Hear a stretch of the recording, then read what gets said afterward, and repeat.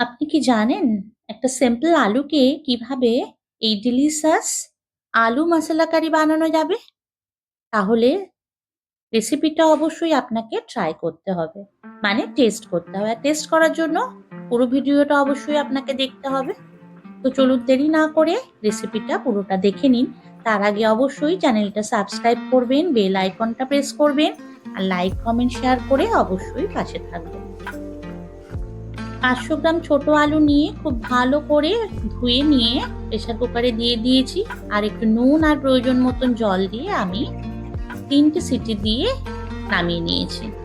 আর এখন নিচ্ছি 2 টেবিল চামচ টক দই, তার মধ্যে দিচ্ছি 1 চামচ জিরের গুঁড়ো, 1 চামচ ধনের গুঁড়ো, 1 চামচ কাশ্মীরি লঙ্কার গুঁড়ো আর 1 চামচ হলুদ গুঁড়ো। আর এর মধ্যে দেব আমার ঘরে তৈরি একটা স্পেশাল মশলা, যেটা দিয়েই হবে এই আলুটা রান্না আর কি, যেটা মশলা আলু কারি। তার জন্য আপনি গোটা জিরে, গোটা ধনে, পাঁচফোড়ন, শুকনো লঙ্কা আর তেজপাতা শুকনো খোলায় ভেজে গুঁড়িয়ে রেখে দেবেন। সেটাই হচ্ছে এই মশলাটা, যেটা টেস্টটা কিন্তু আপনার দুগুণ বাড়িয়ে দেবে। তো সেদ্ধ করা আলুগুলো ছুলে এরকম ভাবে কাঁটা দিয়ে ফুটো করে নিচ্ছি, যাতে আলুর ভেতর সমস্ত মশলা ঢুকে যায়। আদা গ্রেট করে নিচ্ছি। আদাটা আমি বেশি দেবো, যেহেতু সম্পূর্ণ নিরামিষ, আর নিরামিষ রান্নায় আদাটা একটু বেশি হলে খেতে কিন্তু ভালো লাগে। তবে হ্যাঁ, খুব বেশি নয়। যাই হোক, কড়াইয়ে তেল দিয়ে দিয়েছি, সর্ষের তেল গরম হলে দিলাম গোটা জিরে ফোড়ন, তেজপাতা আর শুকনো লঙ্কা।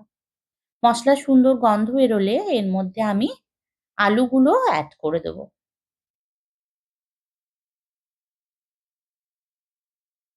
একটু গরম মশলাও অ্যাড করছি, গোটা গরম মশলা আর কি। এলাচ আর দালচিনি দিয়েছি, লবঙ্গ দিইনি। এবার আলুগুলো দিয়ে হালকা ব্রাউন করে ভেজে নেবো, মানে যেটা গোল্ডেন ব্রাউন হয় আর কি।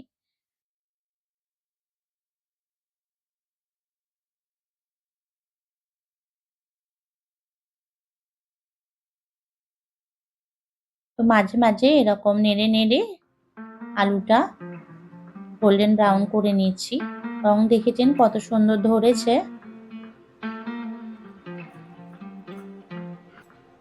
আলু মোটামুটি রেডি। দিয়ে দিচ্ছি আদাটা, আবার ভালো করে মিশিয়ে দিলাম।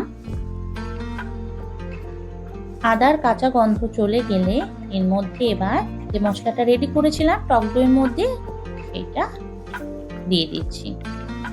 বন্ধুরা, এটা যদি ট্রাই করেন তাহলে বুঝতে পারবেন কতটা ভালো হয় খেতে। প্রয়োজন মতো নুন দিচ্ছি। যারা একটু মশলাদার, তীখা বা ঝাল ভেজিটেবল পছন্দ করেন, তারা কিন্তু অবশ্যই এই রেসিপিটা একবার ট্রাই করতে পারেন। আমি না একটু বাতাসা দিলাম। এই নিরামিষ রান্নায় আমি একটু বাতাসা দিই, তাতে কি হয় টেস্টটা ভালো হয় আর কালারটাও খুব ভালো আসে। তো একটা বাতাসা জাস্ট ভেঙে দিয়ে দিলাম দইয়ের টকটা ব্যালেন্স করার জন্য। এখন ঢেকে দিচ্ছি, মশলাটা যেহেতু কষবে আর আলুটার ভেতরেও মশলাটা ঢুকবে। তো দেখুন তেল ছেড়ে এসছে, এখনই কত সুন্দর দেখতে লাগছে।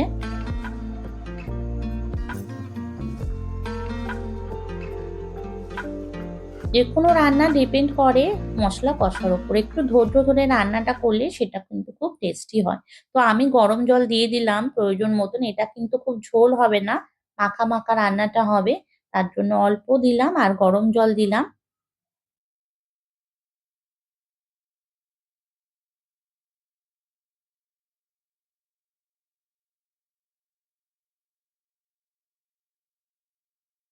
এবার আমি আবার কভার করে দেব।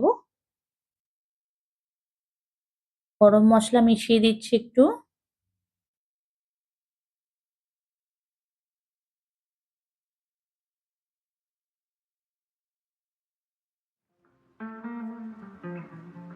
দিয়ে দিচ্ছি ধনে পাতা।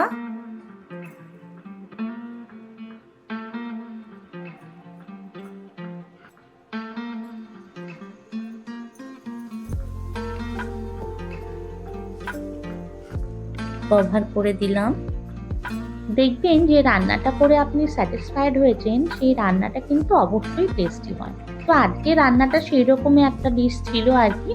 দেখে বুঝতে পারছেন, ট্রাই করলে তো আরোই বুঝতে পারবেন যে এটা কতটা টেস্টি হয়। যারা ঝাল পছন্দ করেন তারা কিন্তু অবশ্যই ট্রাই করবেন রেসিপিটা।